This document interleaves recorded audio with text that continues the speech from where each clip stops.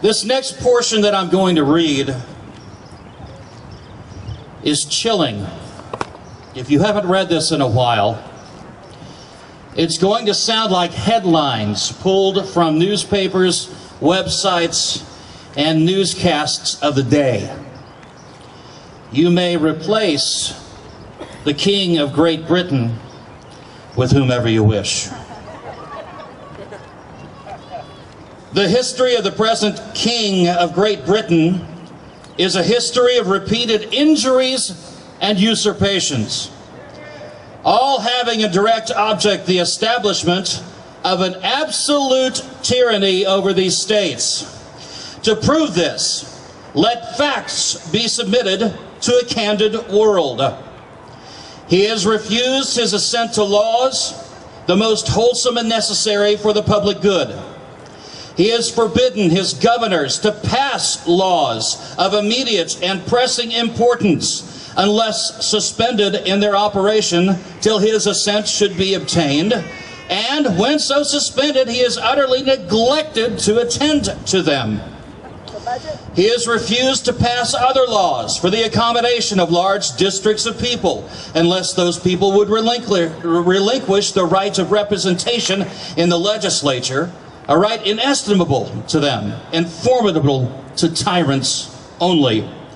He has called together legislative bodies at places unusual, uncomfortable, and distant from the depository of their public records, for the sole purpose of fatiguing them into compliance with his measures. He has dissolved representative houses repeatedly for opposing with manly firmness his invasions on the rights of the people. He has obstructed the administration of justice by refusing his assent to laws for establishing judiciary powers. He has made judges dependent on his will alone for their tenure of their offices and the amount and payment of their salaries. He has erected a multitude of new offices and sent hither swarms of officers to harass our people and eat out of their substance. Ladies and gentlemen, these things are not always evident to us. They're not always headlines. Most of the time, they're not. Most of the time, they're done in shadow, in the quiet, in the behind, by people we did not elect and whom we do not know. But one lady knows where to look. I want to welcome to the stage a great organization, OK Safe, who knows what's happening behind the scenes. She keeps her eye where most others dare not look. Ladies and gentlemen, Amanda Teegarden. Thank you, Reed, for that. And good morning, and I hope you can hear me. What follows is a list, a partial list at that, of injuries and usurpations suffered by the people of Oklahoma. We have experienced the refusal by our elected officials to hear and advance legislation requested by we the people in our own home districts. Instead, these same officials have chosen to ridicule the people of their districts, manipulate the legislative process, make false statements about lack of time, ignore their own house rules, and justify their actions while doing so. That's right. Our elected officials have advanced only that legislation which is advantageous to the interest of an elite group of people, corporations, and organizations, particularly the members of the Chambers of Commerce and the Business Roundtable. These agents are actively engaged in directing the focus and intention of the state legislature, and it has become evident that the outcome of the legislative session is determined before the session begins. Our elected officials, while claiming to be for limited government and reduced taxation, have worked to increase the size and scope of government by implementation of something called public-private partnerships. This corrupt ménage à trois is the model for the so-called new economy and marries government with industry and academia. This European model is exclusionary in practice and is funded by the backs of the people in the form of increased government and taxes, bonds, and tax credits for their government partners. Our elected officials have increased the financial burden of the people of Oklahoma by approving ever-increasing state budgets, now at a whopping $6.8 billion for 2012. Our elected officials have levied taxes in a stealth manner, calling them fees instead. One such fee increased by 300% in one fell swoop. Officials justified this action by stating, well, that fee hadn't been increased in a while. Our elected officials have continued to grow government by the establishment of an ever-increasing number of authorities, boards, commissions, and trusts. These are called the ABCs. These unelected bodies consist of people appointed from a small pool of political insiders. These entities meet in private, make rules that govern the rest of us, favor their friends with contracts. They are accountable to no one and do not represent or serve the people of Oklahoma. These unelected bodies can solicit and receive federal grants, award contracts, issue bonds, and incur debt that the rest of us have to guarantee. One such entity is the Oklahoma Health Information Exchange Trust, called the OHIET. Have you ever heard of the OHIET? They're busy laying the foundation for Obamacare in the state of Oklahoma, using stimulus money and grants to do so, awarding contracts to members of their committees that have vested interests in those companies.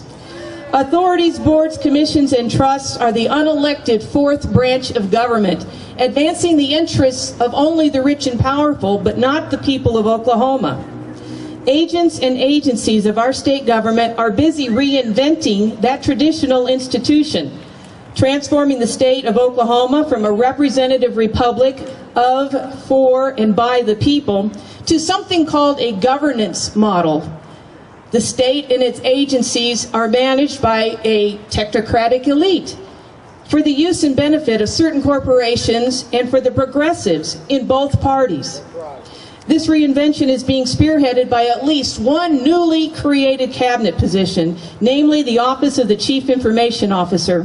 This agency is busy consolidating and concentrating power into the hands of a very few agents.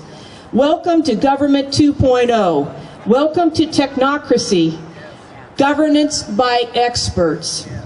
This state has entered into information sharing compacts that allow the transmittal of personal information, highly personal information about you, your health, school, and work, your life and lifestyle choices, how many fruits and vegetables you eat, and whether or not you exercise. This information is being shared across jurisdictions, across state lines, with the federal government, and with an unknown amount of other people, without the informed consent.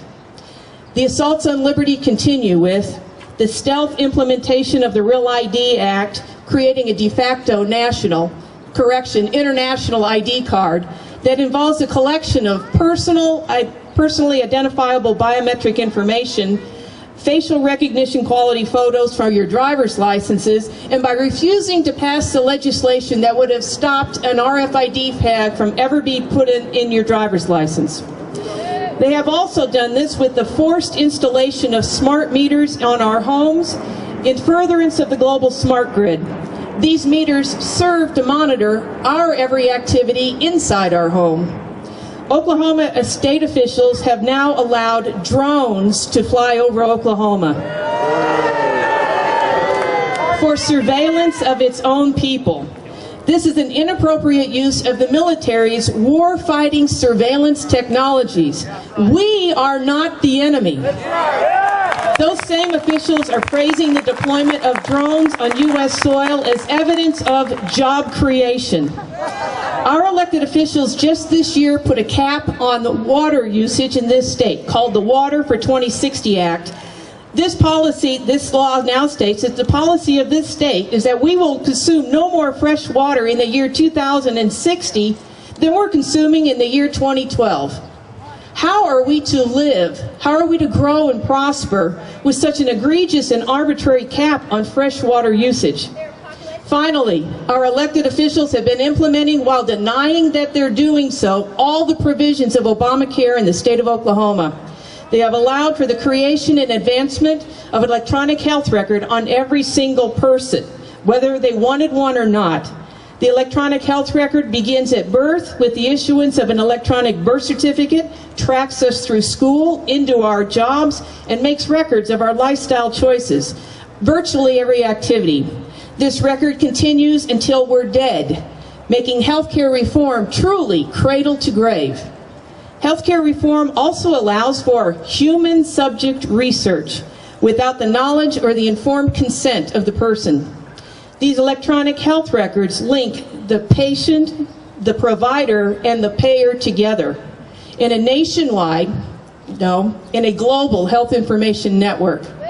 Our elected officials have continued to establish Obamacare insurance exchanges in Oklahoma. These insurance exchanges completely redesign the insurance industry, that market, and insert a middleman into a traditional business model. The end result will only be increased costs for each of us. Our elected officials have claimed that they can establish a state-based exchange, one that is different from the federal government's version. What they are not telling you is that there is only one way an exchange will work, and that is the federal way. Oklahoma has been laying the groundwork for this for years already. Is it likely that they'll abandon that now? Despite the people saying no to the exchanges, there are those who are still continue to press for their establishment in this state. In conclusion, the burdens on the people of the state are already great. We in Oklahoma can carry no more. Whether by compact or by tax, we must not implement Obamacare.